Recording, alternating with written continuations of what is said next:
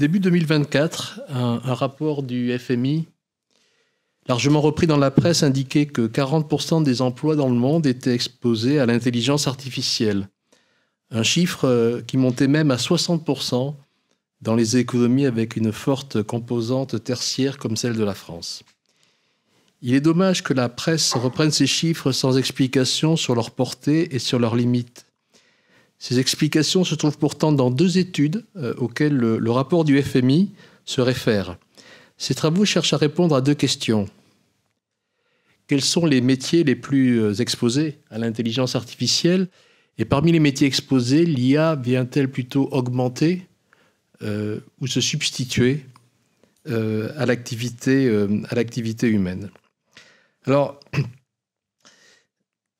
ces travaux ne vont pas toutefois jusqu'à prévoir son impact sur le volume d'emploi. Les chercheurs estiment qu'une telle prévision est impossible. Le phénomène IA est tout à la fois trop récent, trop évolutif, trop multidimensionnel, trop complexe, en écho à ce que vient de nous dire à l'instant Yann Arnaud.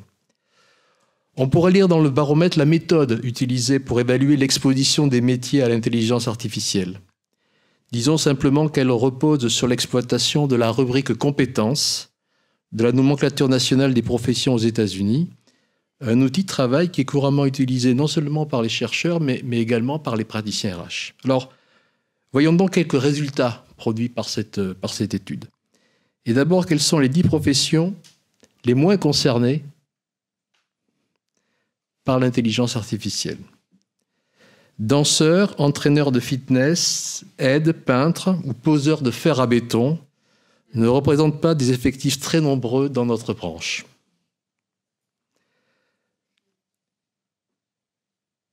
Ce n'est pas en revanche le cas des actuaires, des analystes budgétaires, des comptables et auditeurs, et peut-être aussi des auxiliaires de juristes qui se rangent dans le top 10 des professions les plus exposées à l'intelligence artificielle. Top 10 par rapport à une base de plus de 1000 professions étudiées, donc figurer dans ce classement-là n'est pas rien. Ainsi, ce sont plusieurs centaines de professions qui ont été scorées suivant cette méthode.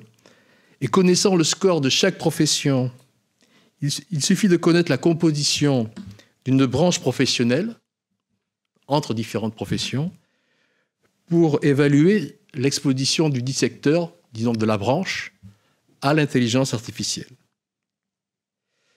Dans ce classement des 10 secteurs les plus exposés, l'assurance aux États-Unis se situe en 8e position.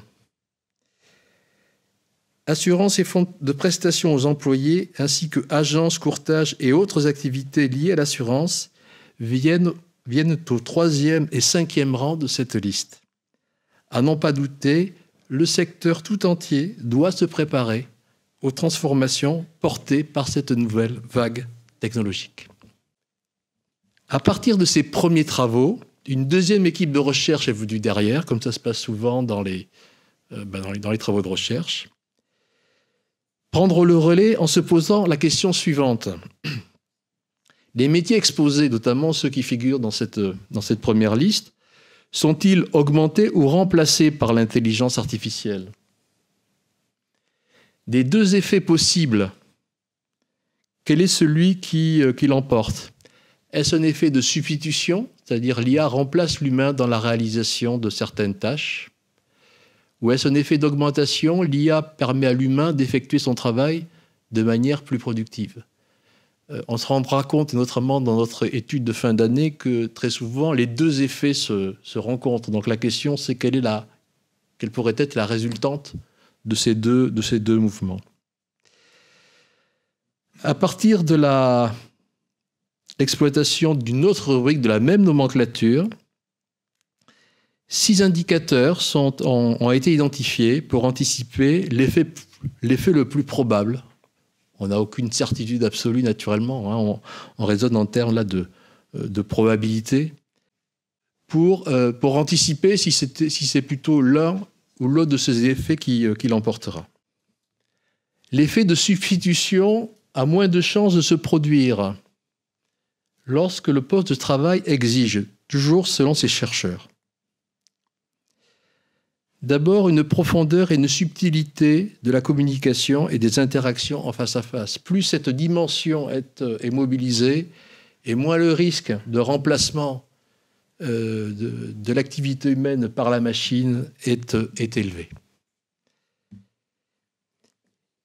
Le risque de substitution est d'autant moins élevé aussi que le poste emporte une responsabilité forte sur les résultats et ou une prise de décision éthique exigeant une surveillance humaine, un jugement et de la compassion. Dans ce cas-là, les dirigeants d'entreprise vont réfléchir à 2 ou 3 fois ou plus avant de confier la relation à l'intelligence artificielle.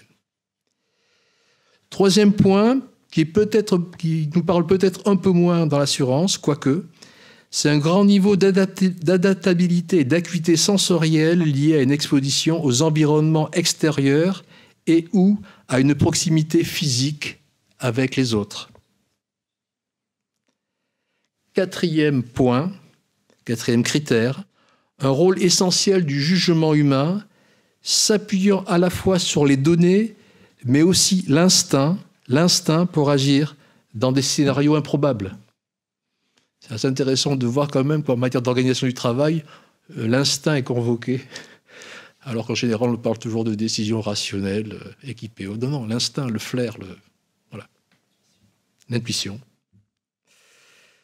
Cinquième point, des activités sans routine, non structurées, peu codifiables. Si on est dans ce type d'activité-là, on est d'autant moins exposé naturellement au fait que l'IA les transforme en process. Comme l'animation d'une table ronde ou une interview, par exemple. Par exemple. Ok, je suis rassuré. Alors. Sixième point, et ce point est important, un certain niveau d'expertise pour interpréter les résultats et prendre des décisions éclairées à partir des informations générées par l'intelligence artificielle. Et ça nous ramène d'ailleurs au point précédent. Sur ce point-là, cela signifie que les entreprises peuvent être d'autant plus réticentes à diffuser certains outils d'IA si elles ne sont pas certaines que les personnes à qui elles les confient, le point n'est pas de savoir si elles sont des expertes en IA, mais qu'elles ont le recul et le recul critique quant aux résultats de l'IA qu'elles utilisent pour savoir ce qu'il faut en retenir, ce qu'il faut en comprendre, et ne pas rentrer dans un usage mécanique qui pourrait donner des résultats, qui pourraient parfois donner des résultats un peu catastrophiques. Et on a eu dans nos groupes de travail, je fais une petite incidente, des managers qui étaient à la fois conquis par l'IA et très dubitatifs, et qui avaient un peu peur de ce que ça pouvait donner dans certains contextes, pour certains usages sur ce terrain-là. Ainsi, chaque profession peut être positionnée sur un graphique croisant 2 axes. Un axe horizontal, suivant que son exposition à l'intelligence artificielle est faible à gauche ou forte à droite, et puis un axe vertical, suivant que c'est l'effet d'augmentation ou l'effet de substitution qui domine. Un échantillon des professions étudiées est représenté sur ce graphique. Parmi les professions les plus exposées, au centre et à droite, l'effet augmentation l'emporte, par exemple pour les chirurgiens, les pilotes de ligne, les juges et les avocats, toujours dans le contexte de cette étude. À l'inverse, pour les télévendeurs, en bas à droite, c'est l'effet substitution qui domine. Ce ne sont que des exemples, mais à tout le moins, ça plante un peu le décor, le type de questions que l'on pourra se poser dans les années qui viennent. Les travaux dont nous venons d'avoir un aperçu sont une première reconnaissance. Ils demandent naturellement à être adaptés à nos métiers avec une maille beaucoup plus fine. L'étude en cours de l'Observatoire repose sur une revue de 10 domaines métiers que nous venons d'achever, représentant 90% des salariés de la branche. Il s'agira de recenser les idées de SIA qui pourraient, dans chacun de ces domaines métiers, aboutir et diffuser dans les années qui viennent, avec beaucoup de conditionnels et sans précision trop précise sur les dates. D'évaluer aussi ou d'imaginer ou de faire des scénarios sur la manière dont ces SIA pourraient recomposer les tâches, prendre en charge certaines tâches, peut-être, et plus souvent qu'on ne le pense, générer de nouvelles activités aussi, de nouvelles tâches, et anticiper les effets que cette recomposition pourrait avoir sur le contenu du travail des salariés, comme sur la performance de l'entreprise. Donc, dans cette perspective, nous vous invitons à bloquer la date et à nous retrouver donc le 16 décembre 2024. Voilà, merci pour votre attention. Je laisse la parole à Norbert.